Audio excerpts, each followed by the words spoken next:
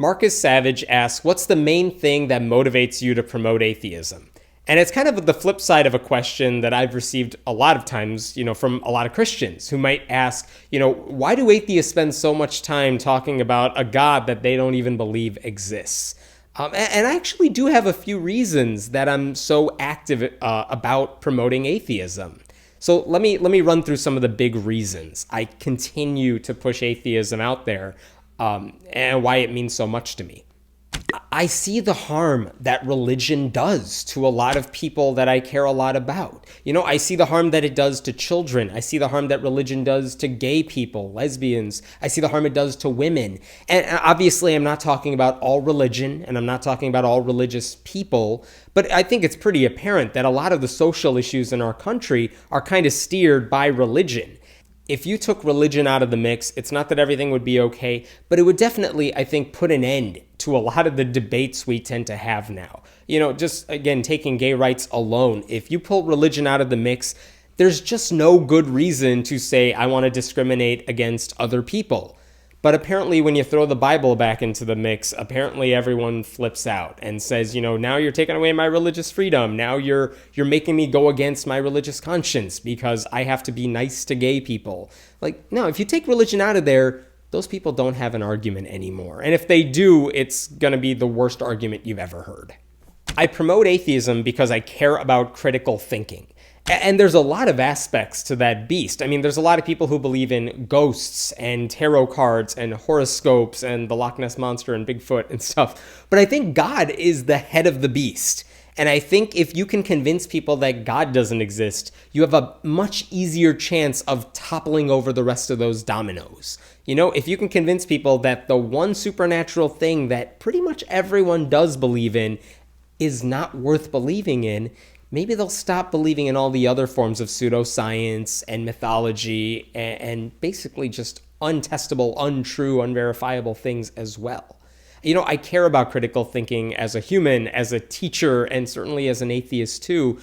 And I want people to be able to look for evidence when evidence is out there. And unfortunately, we live in a society where people are willing to believe just about anything they hear. They're very gullible. If someone in a position of authority tells them to believe it, if they see a TV show about it, they're going to start thinking this stuff is true. And I want them to think more critically about that. I want them to realize that it's just a show. It's entertainment. It's not actually happening. No one can come back from the dead. No one's crossing over and speaking to the dead. But I think it's a lot harder to convince them to, that stuff isn't true when they still hold in their heart a belief in God. So I think if I can convince them that God doesn't exist, the rest of that stuff will fall by the wayside. I promote atheism because I want people to do the right things for the right reasons. A lot of religious people do amazing volunteer work and charity work, but sometimes when you ask them why they do it, they'll say it's because their faith compels them to do it, or it's the thing Jesus would do. And that's not a good reason to help other people. Why should we help those less fortunate? Because by luck of the draw or by the, luck of our heredity and birth, we've been given a good position in life. And, it's our duty. If we only have one life, if we only have this life to live, we ought to help other people who also have one life and make it a little better for them. Why should we donate to charity? Because we have the ability to, not because Jesus is looking over us and he's going to judge us based on what we do. Why should you donate blood? Why should you donate a kidney? Well, because evolution has made our bodies so that the blood replenishes itself and that you can get by with only one kidney. And, if you have the ability to make that happen, why wouldn't you do that? Why can't you help everyone live this one life to its full extent?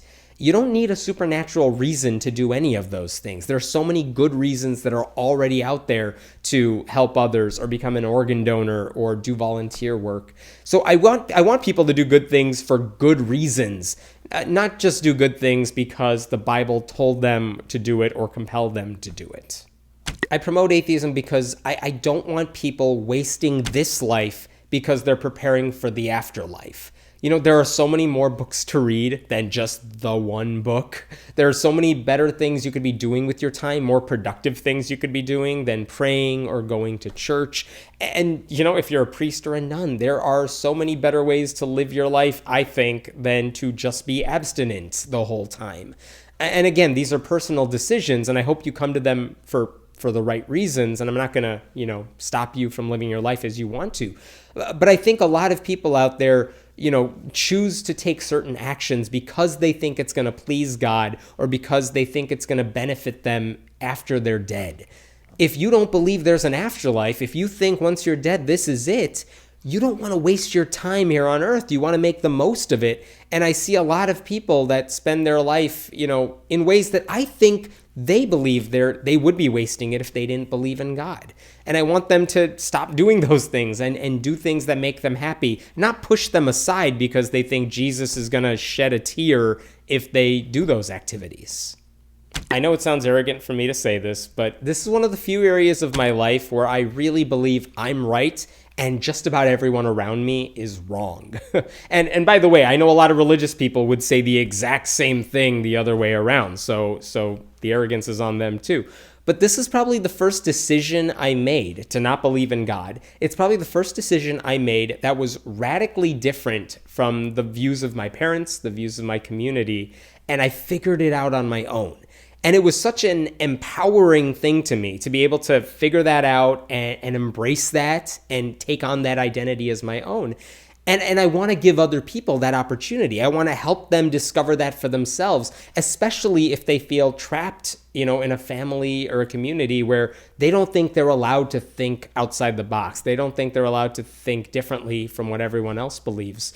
But it's a really empowering thing. So I want them to enjoy that and appreciate that and maybe come to that decision and help steer them in the right direction.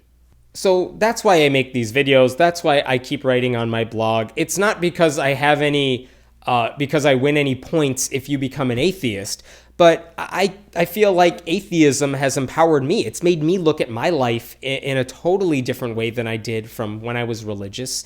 And if I can convince you all to do the same thing, if I can convince you to take a different approach to your life, because if God doesn't exist, a lot of those assumptions about the way you live your life may also go out the window. And I hope that makes you a better person. I hope that makes you live your life in a way that you feel is better for you. Then I think I've done something helpful in this world. So that's why I continue to promote atheism. My name is Hemant Mehta, and I write at friendlyatheist.com. Please leave your comments below, and we will check them out.